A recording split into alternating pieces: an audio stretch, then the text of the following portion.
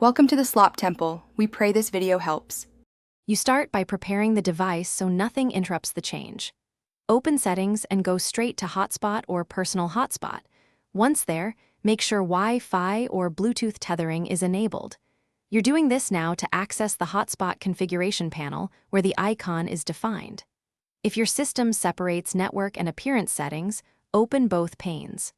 Pause only to grant any permission prompts. Otherwise, proceed to the Hotspot details screen to edit its visual identifier and name. Now you edit the icon source so devices see the new marker.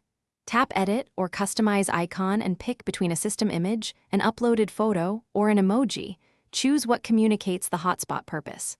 Once you select a file, crop to square and confirm file size constraints so the OS accepts it. Make sure the new icon contrasts with backgrounds, otherwise change colors or brightness.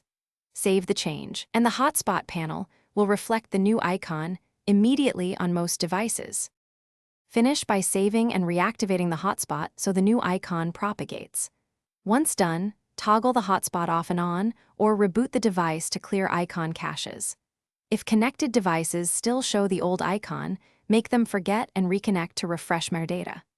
If the upload fails, try a different image format like PNG instead of JPG, reduce resolution, or choose a simpler graphic. This usually resolves compatibility issues and ensures the icon displays correctly across platforms.